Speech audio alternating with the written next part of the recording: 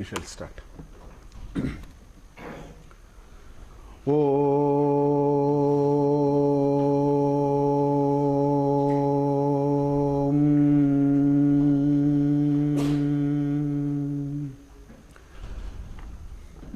Yasmat jatam jagat sarvam yasminyeva praliyate yenedam dharyate chaiva tasmai jnanatmane namaha Ishvaro gururatmeti murti beda vibhagine vyomavat vyapta dehaya dakshinamurtaye namaha Taittiriya mayacharya prasadataha vispashtartharuchinam hi Vyakyeyam sampraniyate Om Sahana Bhavatu Sahanau Bhunaktu Sahaviryam Karavavahai Tejasvinavadhitamastu ma vidvishavahai Om Shanti Shanti Shantihi Om Mano Brahmeti Vyajanat Manaso Heva Kalbimani Bhutani Jayante Manasa Jatani Jivanti Manaf Prayantya Bisham Vishantiti Tadvijnaya Punareva varunam pitaram upasasara adhihi bhagavo brahmheti tagum hovacha tapasa brahma vijnasasva tapo brahmheti satapo tapyata satapastaptva. So this is the fourth Anuvaka in chapter 3. So we are in the midst of this Bhargavi Varuni Vidya, the knowledge gathered by this conversation between Bhrgu and Varuna. So this is called Bhargavi Varuni Vidya, which is the father-son sort of an interaction which we have been seeing. So as we have seen, Bhrgu is in the thick of contemplation. Tapasa brahma vijnasasva tapo brahmeti satapo tapya sa tapaha atapyata. Therefore he went and simply did that. It's a serious thinking in trying to make sense of Brahman. Brahman is all these, in Chandogya Upanishad, so nicely he says, Uddalaka says, that vacharambanam, namadeyam. It's a very profound statement. He says,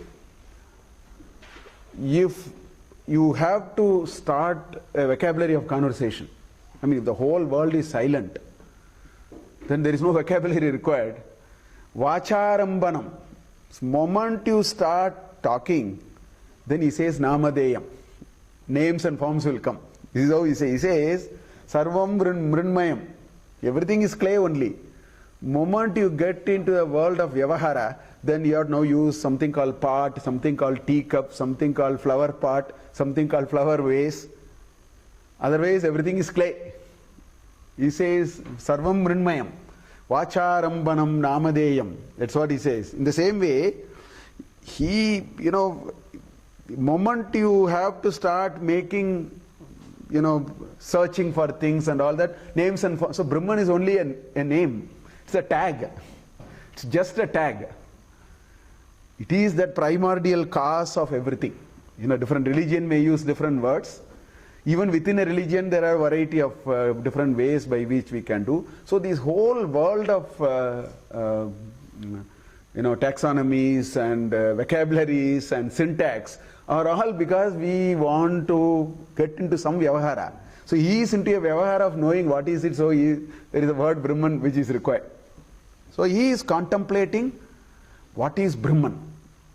Deep contemplation, that is what he is in the midst of that. And of course, the medium of contemplation leads him to certain inferences, which he tests it. He applies it to some known methodology which he has. So there is a testing, there is a validation, etc., all those that is happening, which he is doing on a framework called Panchakosha. This is what this chapter is all about. So we saw Annamaya Kosha and Annamaya and Pranamaya last two. Now chapter 2 of Taittiriya Upanishad also use the same framework of Panchakosha. Chapter 3 is also using the same framework of Panchakosha. The only difference between chapter 2 and chapter 3 is in chapter 2 it was all laid out as principles. The framework was established because it is a Upanishad part, so it merely said this is how it is. So it laid out all the principles. Whereas in this chapter, the whole idea is to experiment and find by experience. So that's the difference between chapter 2 and otherwise people will ask why is it getting repeated. It is getting repeated because in chapter 2 it is all told as an idea. And in chapter 3, this sadhaka is saying, I want to test it out. Because most of our pratyaksham eva, pratyaksham is one of the best anumanas. Pratyaksham is the best anumana that one can think of. Nothing can clarify things to us than experience. Nothing can clarify things in our life, not Vedanta. You take anything in life, nothing gives us that ultimate clarity until we experience. So that's why in this chapter, I think the Upanishad is indirectly telling us, you have to sort of experience. You have to test, contemplate, validate, dismiss it or accept it. That is the methodology, which is what you see. So this is the difference between chapter 2 and chapter 3. So the methodology is different. It is prompting us to say the concepts that are told in chapter 2 needs to be contemplated upon, needs to be verified in our own ways. Different people will come with different understanding. We need to go through that passage of time. That alone gives us that kind of an experience. So that is the difference between chapter 2 and chapter 3 in some ways, although the ideas are very similar, as you see, as far as Panchakoshas are concerned. So far what we have seen is Bhrgu came to a conclusion that Annam Brahmeti Vyajanat, then he said no. Then he said Pranam Brahmeti Vijanat, then he said no. So I want to qualify these two words, Annam and Prana. It's a very technical word in this Upanishad. Annam is not what we are eating in this context. In later context it comes, Annam means the food and all that. Here Annam points to the samashti of the Anna that we eat. In common parlance, Annam we use for the food we eat. That is a Vyashti. That is a microcosm. But when he says Annam Brahmeti Vyajanat, what he means is the samashti Annam. Because this Annam comes from a larger repository called Annam. Similarly, this prana that he is talking about is not this usru, not this air which you breathe in and breathe out. That comes from a cosmic energy of vitality. So it's a samashti. So that is what he is talking about. I want to clarify it a little bit more as we go today, because we should understand Annam Brahmeti Vyajanat. He didn't talk about this food, or he didn't talk about this kosha. This kosha is Annamaya. Annamaya is different from Annam. This is Annamaya. He checked Annamaya and then connected it to Annam, and therefore he said Annam is Brahman, and he also dismissed it. Same thing he did with Pranamaya. It's internal testing, empirical generalization, and dismissing it, saying there is some other framework which is not fitting, so it cannot be. This is the methodology. It's a nice research methodology. This is called research methodology. You make a proposition, you put a hypothesis, you test the hypothesis, try to validate it. Once you validate it, empirically generalize it, make it applicable in large, that is called research. He tries that, it is not working. So he is quitting it. He's saying it is not making sense. So that is the journey in which he is going. So in that journey we'll go to the third layer, which is the Manomaya. So that's what this mantra is. So we'll see. Mano brahmheti vyajanat manaso hyeva kalvimani bhutani jayante. Same mantra. You have to only global replace. Take prana and then put mana into it. Basically, simple English. So it says manaha brahma iti vyajanat. After the contemplation, he came to a newer level of understanding. It's not prana, it is not anna, it is actually manas. That's what he says. That is Brahman. That's what he came to the conclusion. Why? He applied that yardstick that seems to work at one level. Manasa heva kalu imani bhutani jayante. This existence of all these creatures happens because of existence of manas. Okay? And manasa jatani jivanti. So your sustenance is on account of manas, and manaha prayanti abhisam vishanti. So this needs a little explanation. You can't just like that take that English translation or the simple meaning of it. So let me attempt a little bit to explain this. At two level I want to. So the question is, now this part of the Upanishad is saying, Manas is the enabler of origin, Manas is the sustainer, and Manas is the destroyer. After everything destroys, it gets into Manas. So I think we need to make a little more sense of it. On the face of it, it is not obvious. So let's try to understand. We'll argue it at two levels. One is at the level of Vyavahara, Vyavaharika level, day to day. Another is Vedantic level, Paramarthik. Both levels we will try to understand the profundity of why did he come to that conclusion, or why would we can also perhaps at a certain level of contemplation come there. So let us take the Vyavaharika level first, which is easy for us to. Now, first of all, this world, I have mentioned it sometime earlier also. This world, the word for this world is one of the word for this world is loka. Loka, right? It is called loka because lokra is the Sanskrit dhatu, or lochra. Lochra, from lochra you get lochana, I. From lokra you got loka. Now the meaning of both of them in Sanskrit, lochra and lokra, means darshane, in the sense of seeing. This is the meaning of the word. The Sanskrit dhatu, lochru, means in the sense of seeing. So the apparatus is called lochanam, which is used for seeing. That's how the word lochanam came. Lokra is also called in the sense of seeing. So loka means, what is it? In the sense of what is being seen. That's why it's called, what is world? World is what I see. The one that I choose not to see is not the world. First, let us get this part very clear. If somebody is telling me, if my attention is not on somebody's statement, that part of the world is not there for me. Or, that sense of the world is not there, that perception is not there for me. Or, if out of 5 indriyas, only 2 indriyas work. Think of a person who is visually impaired. For him, the concept of world is very different from the concept of world for us. Because this apparatus is not there, for him the notion of world is different. Now, similarly, a person who cannot speak, for him the meaning of world, because sound has a different meaning, that medium called sound is transmitted differently, and his perception of the world changes. I am told there are many creatures which have only 2 indriyas, 3 indriyas. For them, there is an ant going here. The ant's notion of the world is very different from our notion of world, because the ant does not have 5 indriyas. A snake does not have 5 indriyas. So snake's understanding of the world is different from our understanding of the world. This is the first point. So therefore, what are we saying?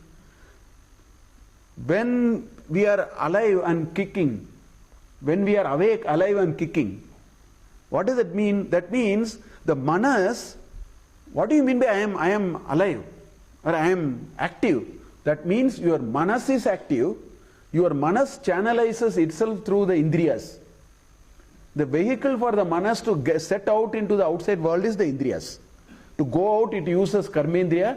To come in, it uses jnanendriya. They are all controlled by the mind. And that is why when you sleep, all of them are switched off. When we are sleeping, the hands are put to rest, the eye is put to rest, the ear is put to rest, everything is put to rest when we are sleeping. Because they are all going back to their adhikari or their boss, which is manas. So only because of manas, the world opens up for me. Otherwise, there is no vyavahara possible. And only because of manas, we sustain in our activities. If for somebody who has lost their manas, a person who has completely lost the manas is a person who will not be able to transact anything in the world. For him, the notion of world does not exist. Because if the manas is lost, then his notion of many things are lost. So he or she may be part of the world, but then the world does not exist. Vyavahara does not exist. So in other words, so therefore if you look at it from this perspective, manas is so critical for creating what is called a world for us at every moment of what it is. Because what is manas? Manas is just a medium through which there is a stream of thoughts which are flowing. And we are nothing but the thoughts. If you take all the thoughts, the world will cease to exist. See, that is what the samadhi. What is the samadhi? Samadhi is not something which they are trying something else. What are they doing? They are saying, I will make manas a non-entity. If you make manas non-entity, the whole world sleeps. The whole world disappears from your screen. Your screen disappears in the first place. There is no screen for you to map any signal onto it. Manas is the screen on which signals have to bombard, like a X-ray skin which hits on a X-rays when it hits on a media or a film, it creates a pattern. If you remove this medium, then the X-ray escapes into the outside world. That's why they do it in a very controlled. They do all this X-raying or any subatomic experimentation or in a very controlled experimentation. If you let it, it will go. You have lost. The reality is not there. That is what manas is doing. Manas is the primary vehicle with which for all practical purposes, the world starts. Manas is the vehicle for all practical purposes with which we sustain the world and run it in a particular way. Because that is what, if you take the Western paradigm, Rene Descartes, he said, I think, therefore I am. So that summarizes this whole idea. Whereas the Indian concept is different. I am, therefore I think. We have to go to the next level. This is a starter.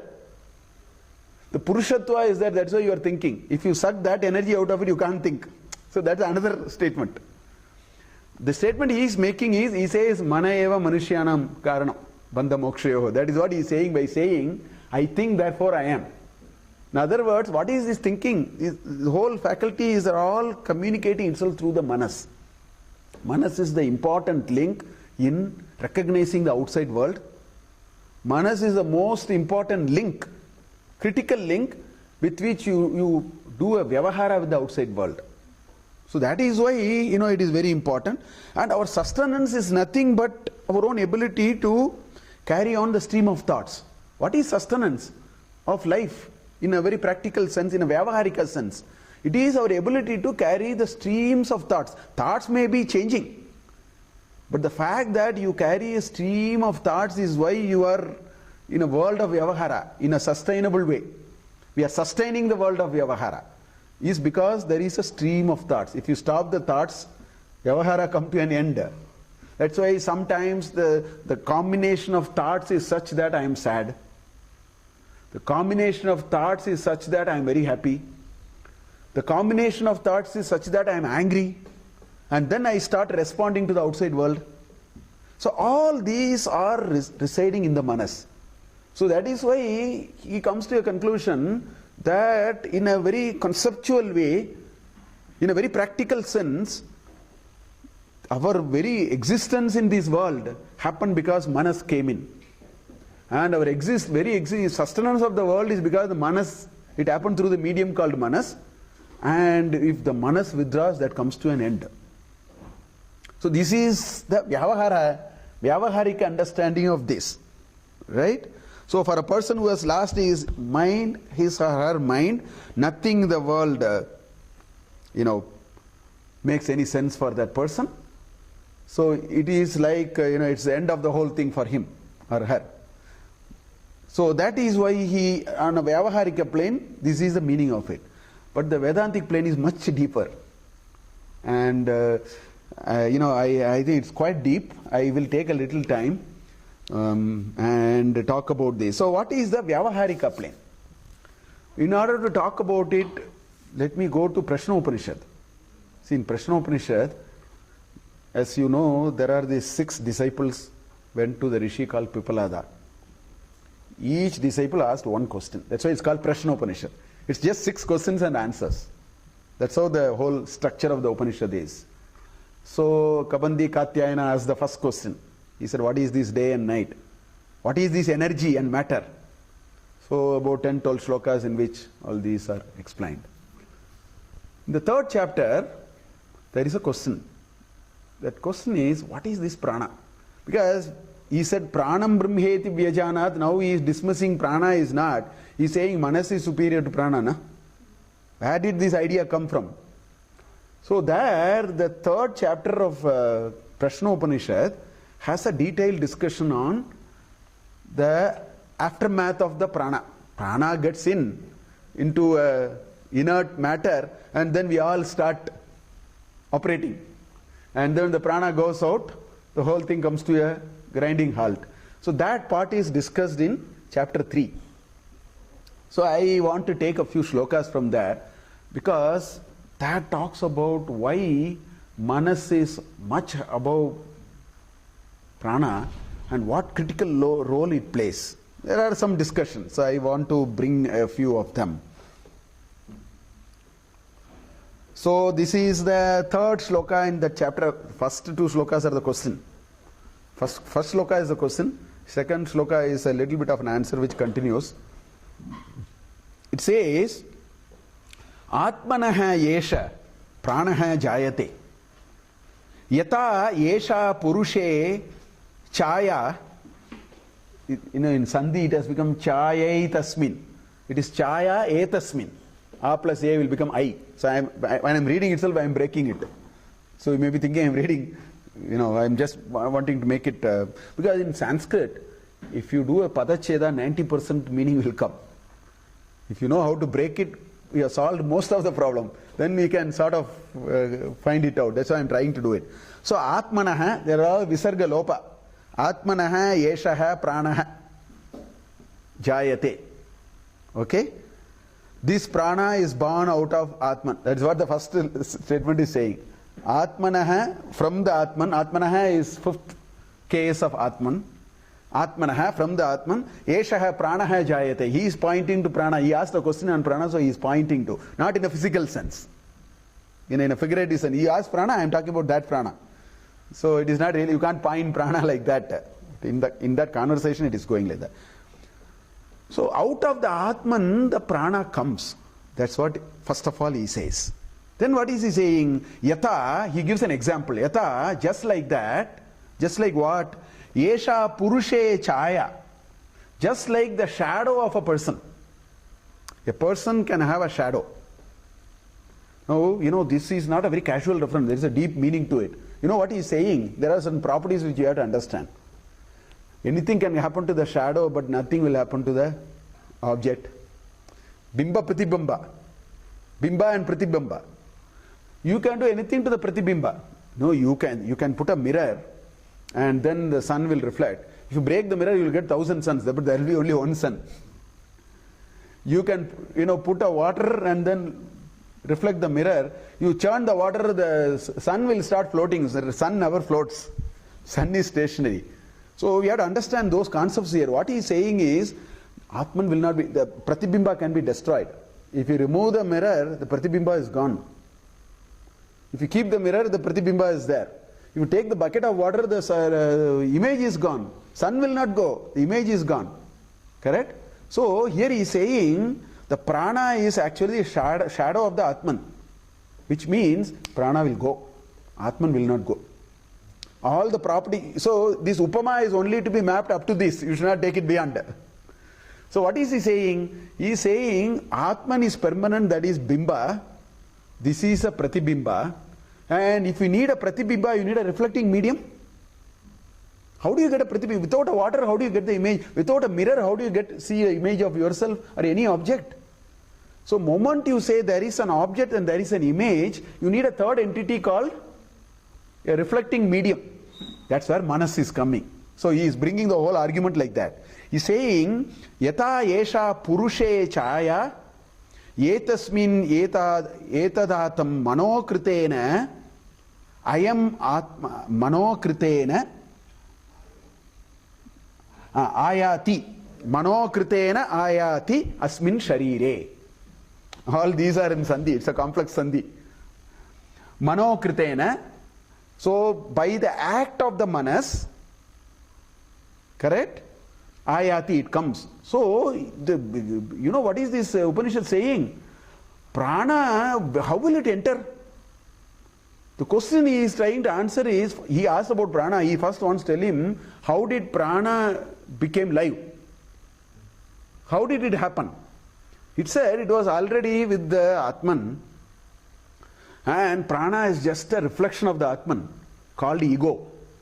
This prana is given a term called ego. It usurps all the agency and then wants to do it. So this Atman lends that. So it is its alter ego. I am using another word, alter ego, to maintain, define ego, not in that sense. What I mean is, Atman says, let the prana, which is my shadow, but in order to enliven it, it uses what is called manas. So, in other words, in Vedanta and several places it is being discussed that this, Jivatma that you see is nothing but the reflected Atma of that Paramatma. It is that larger thing which is reflecting on a medium. And what is the medium? Medium is manas. In other words, what is it saying? Only when the manas is there, the life will start. The prana, that is the entry point for it. If manas is not there, this prana will not enter.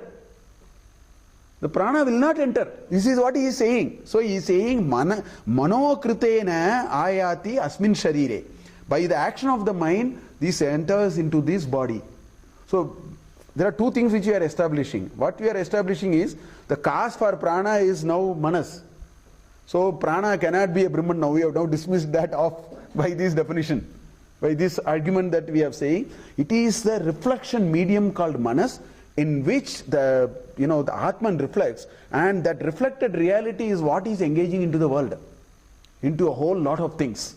This is how he starts the whole discussion. Then he goes into the next shloka, which I have not brought, next in between 4-5 shlokas I haven't brought, where he says, after coming in, this fellow sets the shop. Prana is now saying, I have now found, it's like this camel getting into the tent now. So the manas allowed it, provided the medium to enliven, so the prana came in. Now having come in, now the prana says, I can't handle job by myself. That's the next shloka, in which the Rishi says, just like the king cannot govern the whole country, he appoints some, subordinates. He appoints some subordinates under him, asking him to take care of the administration. That's the kind of words he is using. In the same way, prana said that now I have found, I am the agency now, I have come in. Now let me set up my shop, but I cannot handle all by myself, so let me set up 5 branches. No, 5 pranas. Pancha pranas. Prana, apana, vyana, udana, samana.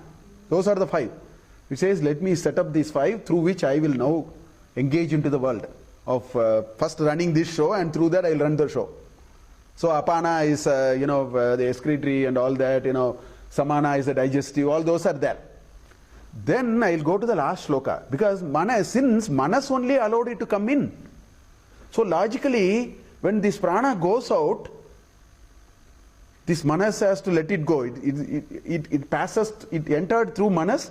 So the Upanishad ends by saying it exits through manas. So let me show that shlokas. Now the exit of the prana. So this is about the death and the next generation. All those are there in these 4 or 5. If you look at it deeply, you will find it. So now the question is, prana came in. How is it going to go up, and what is the process? The path is already we have seen. Antare, Nataluke. In the first chapter of the Taittiriya Upanishad, we saw the Endra Yonihi. That hanging tongue, breast-like tongue, all that, then it goes through, Vyaporya, Sirsha, Kapale, it opens the skull and then goes, it's called Indriyoni, all that. We are not talking about the path, we are talking about the process. How is this being recovered? This life which is given on a set of inert, it's like, this is working, we have to pull the plug, it will stop working. Remove the battery, it will stop working. The process of removing the battery. That was explained in the last. That is done by Udana Vayu. So, Udana Vayu, so the prana said, I will get too engaged in this world. I need somebody to rescue now. This all happens to us. See, what we do, we get too much engaged into the world, we don't know how to withdraw. And our Udana Vayu is Guru. He wants to suck us out of this. So, in the same way, there is this Udana Vayu. That's why Ut means to go up. That's why it's called Udana. It's always like this. It will go up. So, how does the Udana Vayu play the role? And what does it do? The process. Taittiriya Upanishad first chapter talks about the path. This is the process. We'll see 2 shlokas. The word Tejas is the proxy for prana. Tejas is prana actually. Tejo hava udanaha. Okay?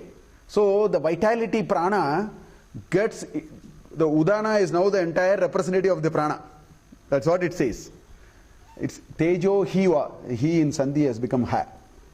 Tejo hiva udanaha. Okay? Tasmat upashanta tejaha. See, if you carefully look at the path of death, the process of death, normal death, whatever death you take, the process, it says, what are all the things which are all switched off, one after the other? The indriyas are all switched off. The shop has to be closed, na? So people stop hearing. They stop smelling. There is an order. Then the eyes, the last is the eye. In the, this thing. Sensation goes, smell goes, taste goes, eye goes. Okay? These are all as far as Indriyas is concerned.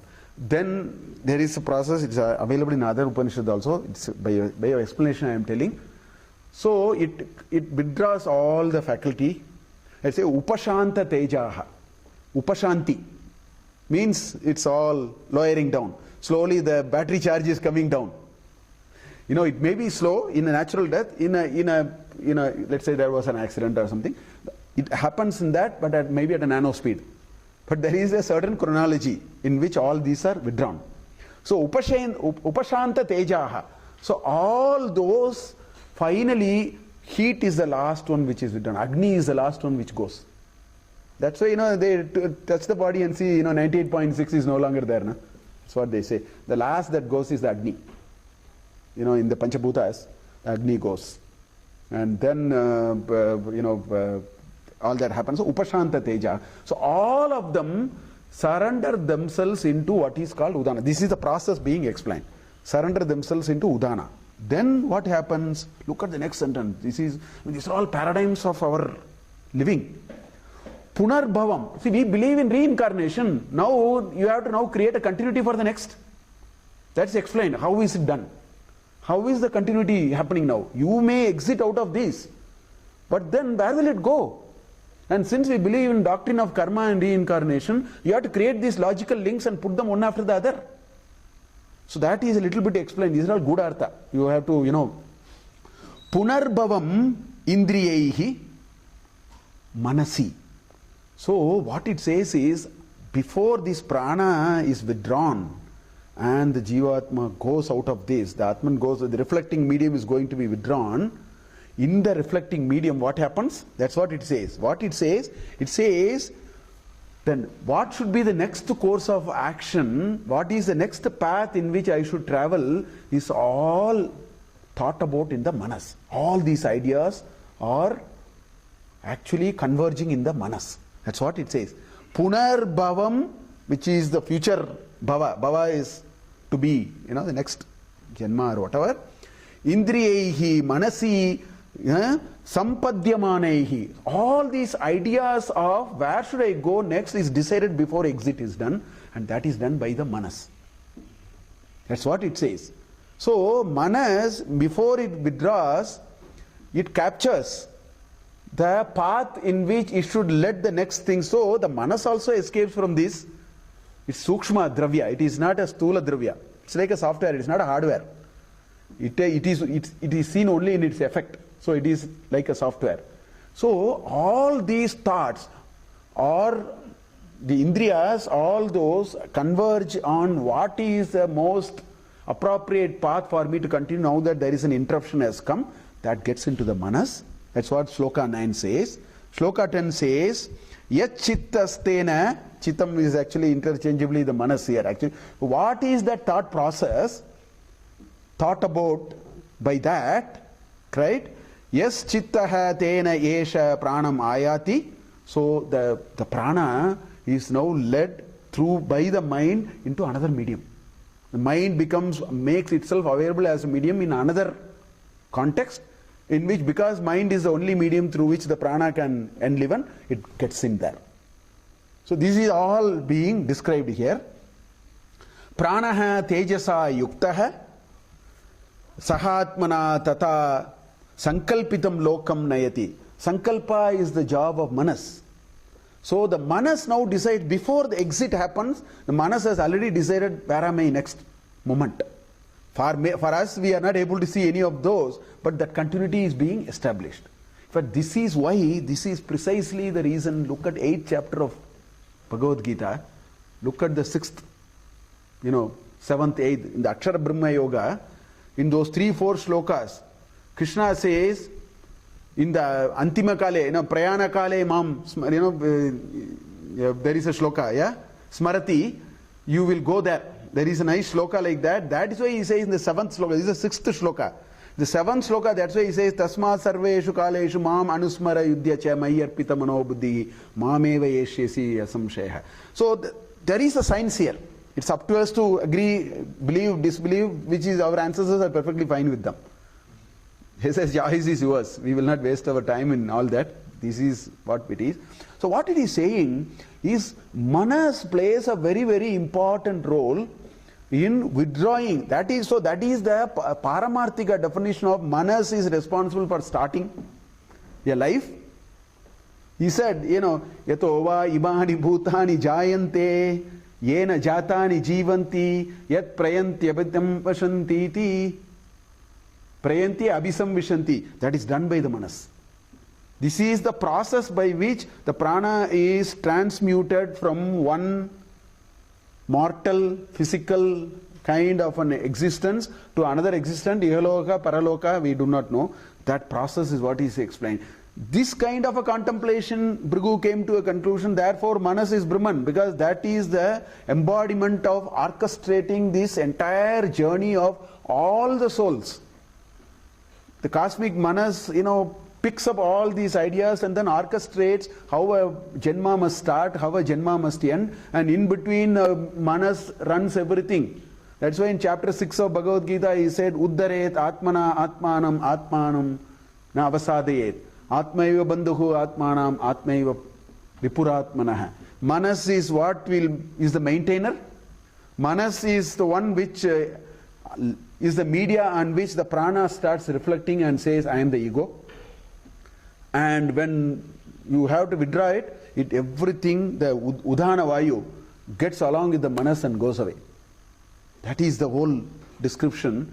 In Samkshepa it is there in these 2 shlokas. But I was trying to explain, this is available in many other, our literature are all connected.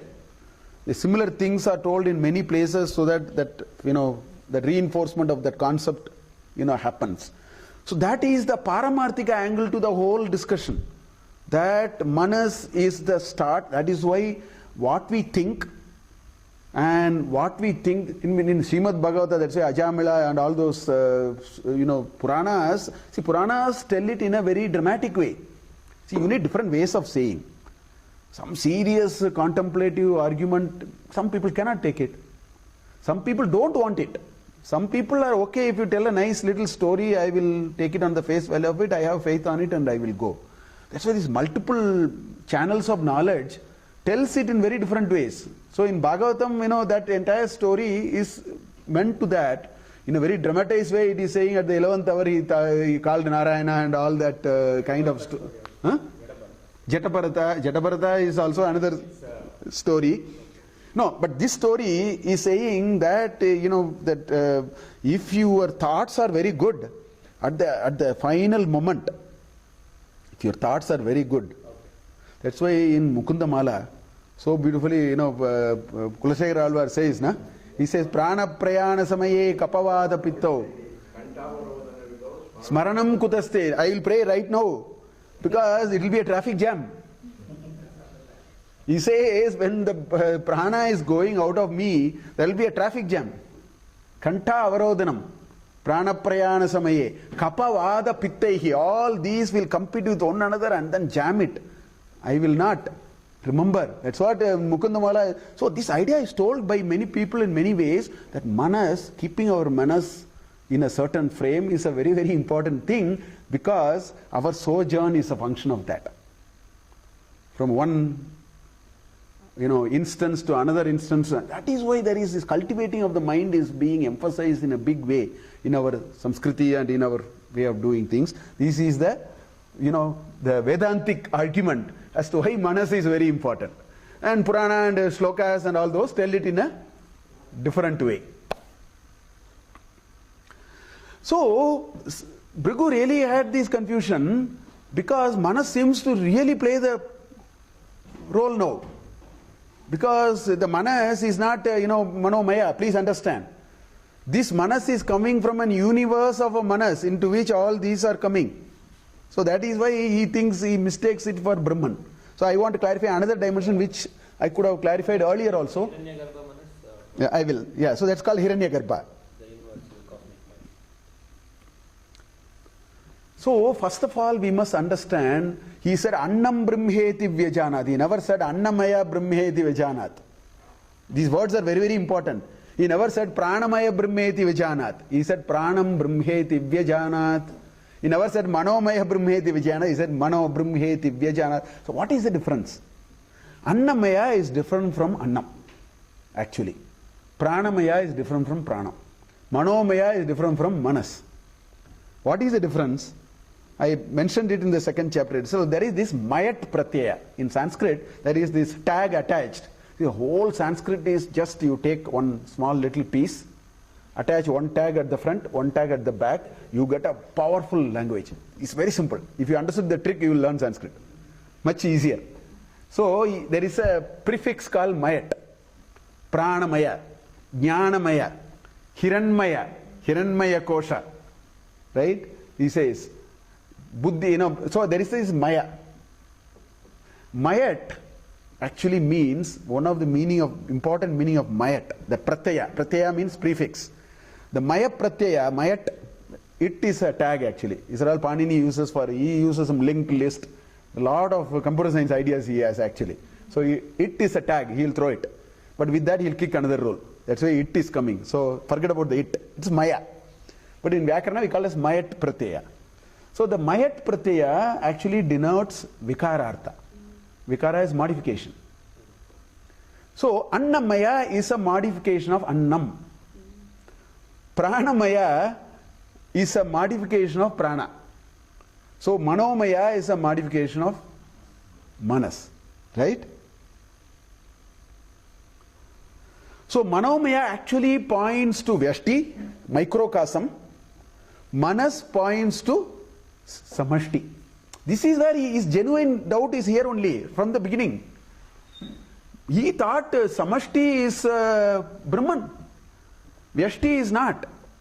Anda is Brahman.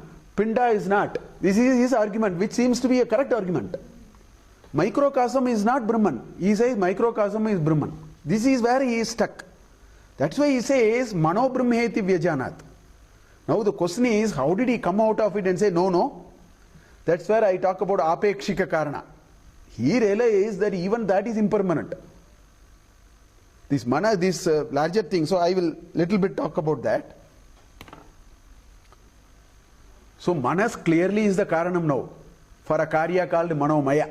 Manomaya is a karya. Just like a universe of clay is a karanam for the world of objects made out of clay. A universe of stone, a boulder of stone can be the karana. And what is the karya? Thousands of objects coming out of stone. It can be a temple pillar, it can be a nice, cute looking grinder which you can, I mean, we can think of a universe of items coming out of. So in that way, manas is karana. That is why he thought it is Brahman. Then, as in the past, what we find, this karanam is an intermediate cause, not the primordial cause. This karanam is not, because manas can also be destroyed. So there are certain principles of what divinity which is violated here. Which is why he again comes to a conclusion it cannot be, although it appears to be a larger. Although it is a samashti. Now there are shlokas in Gita I will quote, where samashti will also go. I will quote one or two slokas from chapter 8. Now today we will use chapter 8. Akshara Brahma Yoga has all that. So Manomaya is temporary. Once the pranan goes, Manomaya is gone. We will consign it to flames and that's the end of it. It's all over. The manas is also disappeared from here and goes to that cosmic. So even manas, which is Hiranyagarbha, in its aspect of will, sankalpa and icha shakti.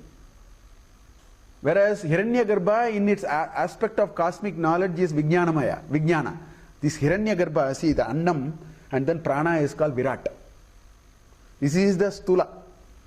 Then in Sukshma we have an entity called Hiranyagarbha. It is this cosmic intelligence from which this small intelligence has gotten into all of us. It is the cosmic buddhi from which small buddhi has come. So, Samashti, Manas is Hiranyagarbha. So he thought Hiranyagarbha is Brahman. But then no, even that is not. Because that will also be destroyed. There are any references in Puranas, but I will take Bhagavad Gita because that's the easiest, which we know and we can easily connect to. He says, Abrahma Ponan Loka Punaravartino Arjuna. Hey Arjuna, from Brahma, who is the Srishtikarta and all that, to all these universe will go. All of them have the habit of coming and going. So now the Samashti will also be destroyed. And anything which is destroyed cannot be divinity. Satyam, Jnanam, Anantam. There is Antam now. He is talking about Anta now. A Brahma Bhavanaha. A means from in Sanskrit. For from also is A, from to is also A. Himalaya, A Kanyakumari, Bharata Desham. A means from, A means to also. It's a boundary interval. If you want to mention any interval, you can use A, which is a Panchama Vibhakti actually. Himalayat, Kanyakumari Paryantam, Bharata Desham. Instead of saying that, A Himalayam, A Kanyakumari, Bharata Desham, you can say. That's a Prayoga. So he says A. A means from Brahman to Bhuvana. A Brahma Bhuvana Lokaha. Not just this world. The whole, galaxy, Milky Way, whatever you call it, all of them will go one day. Punar Avartino. It has a habit of coming again. If it has to come again, first it has to go, no? After going only it can come back. So he says there is, today science is also only putting an age of the planet. If you put age of the planet so many trillion years, now my question is what happened before that? It was not there. So there is a beginning. And anything which has a beginning will have an end. And then it doesn't fit into our definition of divinity. Divinity can never begin and not end. Satyam, Jnanam, Anantam. That is the simple definition of divinity. So that is why this will go. So Hiranyagarbha will also go one day. What's the link between Brahma and Hiranyagarbha? From Brahma comes, first, there is a certain order of the creation. Bhagavatam 3rd canto, you will see it. After Brahma is Hiranyagarbha. Hiranyagarbha, then Prajapatis, 28 Prajapatis, like that. Different Puranas are saying it slightly differently. Notwithstanding those strict order and hair splitting these rational ideas. Why? Because you are saying Hiranyagarbha will be born. Yeah, they are born of Brahman is Hiranyagarbha. There is another reference like that, which is interchangeable. In fact, there is a Hiranyagarbha Sukta. Hiranyagarbha samavartatagre bhutasya jata patireka asit. That's the first mantra. Hiranyagarbha. Idam agra asit. Bhutasya. Jataha patihi ekaheva asit. That's how it's a Rigveda Sukta. There it says, come. The next line will always talk about Ka is Brahman. So Brahman and Hiranyagarbha are interchangeably used. These are all terminologies for different, as saying that I am a father, I am a professor, I am a friend, I am a brother, I am a son, I am a... So more or less Brahma is Hiranyagarbha. So it's a Srishtikarta, from which these entities, different facets are to be understood. So he says, Abrahma bonan loka punaravartino Arjuna. Then what he says? Paraha tasmatutu kasmatu avyaktat. Little later it is coming. Paraha tasmatu bhavaha anyaha avyaktaha. There is another unmanifested form which is avyaktat tasmat. There is so-called unmanifested world which will become manifest, and then it will become unmanifest. See, as long as there is enough fuel, fire will manifest. When the fuel is empty, fire exists, but it unmanifested. It will come back. If you again pour a little kerosene, put a few wood and then put it, fire will come.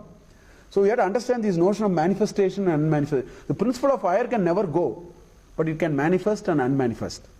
So this world will manifest and unmanifest, but he says there is a higher level of unmanifestation beyond this. So he says, avyaktat tasmat tu bhavaha anyaha avyaktaha. There is one more unmanifested form which is beyond the so-called manifestation, unmanifested form that you are seeing.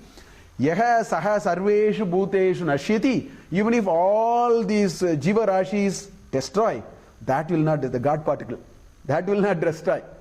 Even if you destroy all woods and quench the fire, fire will not go. One day you bring some wood and put some little bit of matchstick, it will start. So how did you destroy? Fire can never be destroyed. Like that. So he says, Sarveshu bhuteshu nashyati tu sa na vinashyati. So he is saying that the ultimate meaning of divinity is that which will never be destroyed, can never be destroyed. Avinashi. You can create another entities which look so long.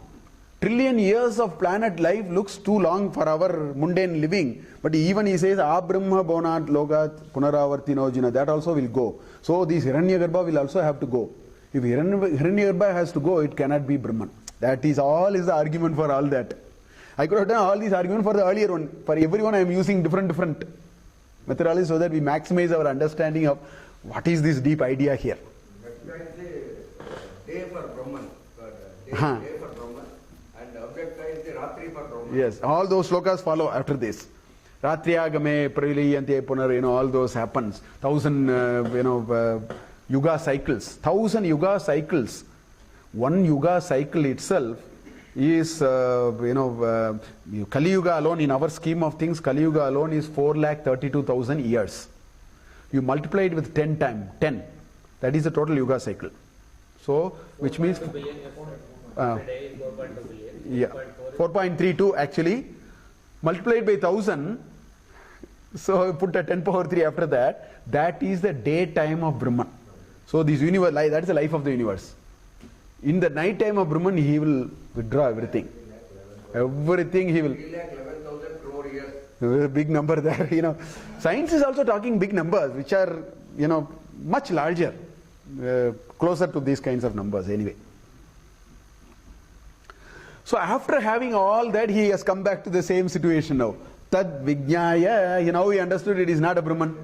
First he said it is a Brahman, now things are not squaring up for him. Tad Vijnaya, Punareva Varunam Pitaram Upasasara. He went to his father again. Punareva Varunam Pitaram Upasasara Adi Hi Bhagavo Brahmeti. Please tell me what is this Brahman. The father pushed him back. Go back. Tagumho Vacha, he told him. What did he say? Tapasa Brahma Vijay. Go and think further. Contemplate even more. Tapasa Brahma Vijnanasasva. So he came back again. Saha Atapyata. Tapo Brahmheti. You will understand this concept by your own effort, by your own contemplation. My giving answer and all doesn't. Actually, that is the truth of life. Even in Vyavaharika, I am telling you, forget about Paramarthika. Even in Vyavaharika life, until you know it for yourself, all the knowledge is of no use. I mean, it can help you a little bit. That's all. The real knowing is when I have known. Not I have read and I have a copy of report with me, which I can refer. I have not known then. You should get in here, no? It should get into the DNA. That comes by contemplation. A good work that we do, maybe we write a software, we work on a certain problem, we decipher a technology over years, that is deep tapas.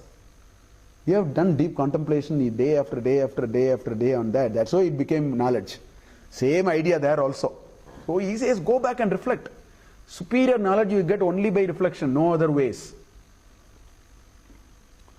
So the next Anuvaka. Vijnanam brahmeti vyajanat vijnanadyeva kalvimani bhutani jayante vijnanena jatani jivanti vijnanam prayanti abhisham vishantiti tad vijnaya punareva varunam pitaram upasasara adihi bhagavo brahmeti tagum hovacha tapasa brahma vijnasasva tapo brahmeti satapo tapyata satapas taptva. So he goes through one more chakra now. Now he has abandoned manas because he thought it's not working out for him, and then he goes back to contemplation. He says, no, it is this vijnanam, this intellect and intelligence. Because intelligence only expresses through the manas. Manas is only a medium through which prana activates. The know-how, see, there are two things you need. To do anything, to exist, to sustain, for everything, you need two things. One of them is the Icha Shakti. The other, and the Jnana Shakti. Then only the Kriya will happen. So the Jnana Shakti comes through Vijnana. You need Icha Shakti, Jnana Shakti and Kriya Shakti. The Kriya Shakti, which is the world of activity, I come in, I live, I sustain myself, I withdraw and go. These are all the Kriya Shakti component. For the Kriya Shakti component to happen, you need Icha Shakti and Jnana Shakti. The Icha Shakti of Hiranyagarbha, these are all the cosmic energy of Icha Shakti and Jnana Shakti. And the Icha Shakti of the cosmic flows through Hiranyagarbha, through Manas. This is Sankalpa Vikalpa Manam Manaha. That's why the decision to do is done by the mind. But the know-how is supplied by the intellect. The action is done by prana. The Kriya Shakti is given by prana. Kriya Shakti is subservient to all this. You just see the hierarchy of things. Without know-how and desire, what action? There will be no action. That's what I talked so far. Without desire and know-how, the vitality is of no use. Na? What will you do with the vitality if you don't have a know-how and you don't have a desire? So for doing anything, you need samarthya and you need prerana. Prerana is desire. I want to get this. That comes through the mind. Right? But the samarthya comes through the vijnana. They all then express through the lower form of samarthya called the physicality of doing it, which is prana. So prana is seen in the hierarchy of things. That's why in the Panchakosha Vivarana, they place prana immediately after Anna. Because prana is just a mechanical action. The know-how and the desire is much higher. Na? Just think about it. The lower divisional clerk taking instruction from you, typing and sending letter. He will be able to do no job if his superiors are not conceptualizing, planning him and giving him the action plan. Otherwise, this person is he will be just sitting. He can't do anything. So prana may look like a very, very powerful thing. No. The prana, manas is better than prana. The vijnanam is better than manas. So that is why this is the order in which it is positioned here. So vijnanam brahmeti vyajana. So that's why he applied the same thing and he said the Hiranyagarbha of the Jnana Shakti is from where this knowledge, All these knowledge has percolated. So that is the one, without knowledge, in fact the very knowledge only enables the manas and then which makes the prana enliven. If the knowledge is not there, many of these will fall out of place. That's why he came to a conclusion. Now Vijnana is the Brahman, because the same idea he translated to a higher level. He took it to the next higher level. But then again, I don't want to argue, the same arguments come again. All the arguments, what are the arguments that we have made? It's not permanent. Vijnanam also will go. Because he says, I alone remain, all others destroy. I alone remain, everything will get destroyed. So even Hiranyagarbha as a Jnana Shakti will also have to go. So it's not permanent. It is subject to beginning and end. Therefore it doesn't qualify itself to be the Brahman. It is subject to modifications. Again I could have used a Vyavaharika and Paramarthika to explain all these. We know the knowledge is subject to modification in a Paramarthika plane and as well as in a Vyavaharika plane. It keeps on changing. Our understanding of intelligence, the notion of intelligence keeps changing. Although it comes from a seemingly unchanging repository of intelligence which also goes on day. This is how the whole hierarchy is. So finally he comes that therefore this will not work. I'll stop here. I think it's already 7:1. We will little bit talk about it in the next class, but then so he concludes with Anandam. Satyam, Jnanam, Anantam. Also he says Shantam, Shivam, all those are there in Mandukya Upanishad. It is the bliss. This bliss or happiness is Brahman, is the ultimate thing. The bliss that we, Priyamoda Pramoda that we saw in Taittiriya Upanishad. Priyamoda Pramoda. They're all minuscules of bliss. And that's why we saw in the last chapter of chapter 2, we found the Anandamaya Mimamsa. We went to 10 power 20 and said it is all bliss. Bliss is Brahman. He finally comes to a conclusion that bliss is Brahman, which we will see, which is the last Anuvaka in this series of discussion, which we will see in the next class. Thank you.